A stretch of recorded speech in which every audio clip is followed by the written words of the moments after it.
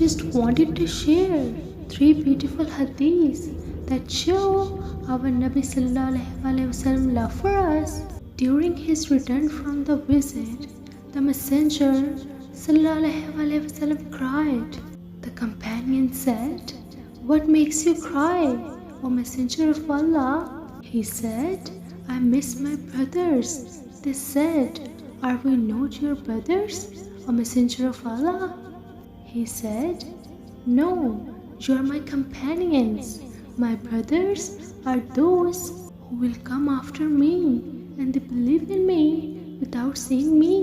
Allah has given one dua to every single prophet and every single messenger that He has guaranteed that He will respond to, and every single prophet has used up this dua for himself in this world, except for our last prophet Muhammad Sallallahu Alaihi Wasallam.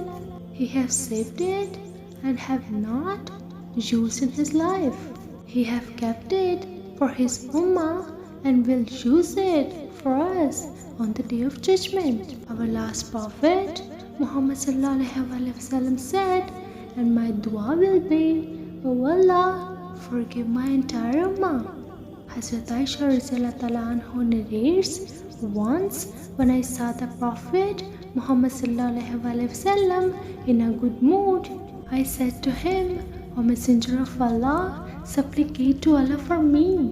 So he said, 'O Allah, forgive Aisha her past sins and her future sins, the sins which she has hidden and the sins which have been made apparent.' So I began smiling out of joy. Messenger of Allah Sallallahu Alaihi Wasallam said to me, 'Does my supplication make you happy?'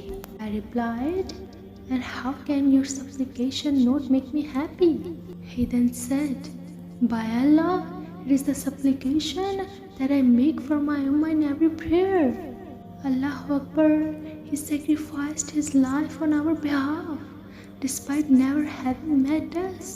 Although we can never fully repay him, let us increase in sending salawat upon him, learn about his life, and live in accordance with his sunnah. Messenger of Allah Muhammad Sallallahu Alaihi Wasallam said, "Among the strongest in love for me in my ummah will be those who will come after me.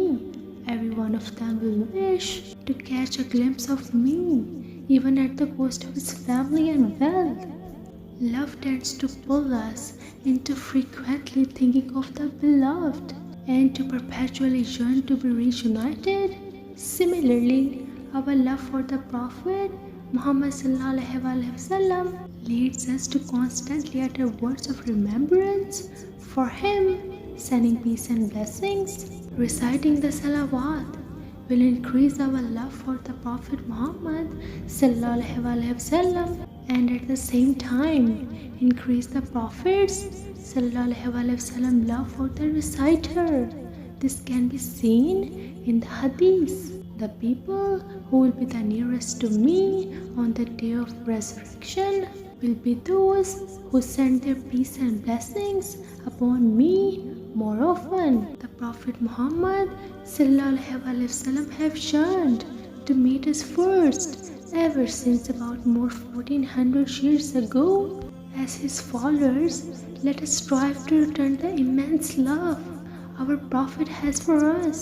Ever notice how any person around someone whom they love reacts? They try to imitate their way of talking, dressing, eating, and of generally doing things. They rush to serve and help them if they need it. They also cry and get hurt if that person becomes angry at them or ignores them. It should be exactly the same for a Muslim believer. Upon finding out through his quest for Islamic knowledge what the Prophet Muhammad Sallallahu Alaihi Wasallam did and how, what he used to approve or be pleased with, and what he would get not pleased with, the believer immediately puts this knowledge into his own actions and adjusts his routine, lifestyle, behavior, conduct, and habits accordingly.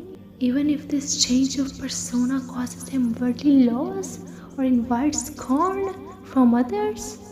The more a person incorporates the Prophet Muhammad Sunnah into his life, the more he loves him, because his actions become a stepping stone for higher levels of faith, God consciousness, taqwa, and love of Allah.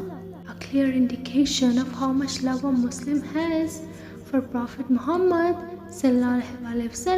is not so much his verbal declarations and lip service, but rather the state of his thoughts, actions, appearance, dealings, and behavior.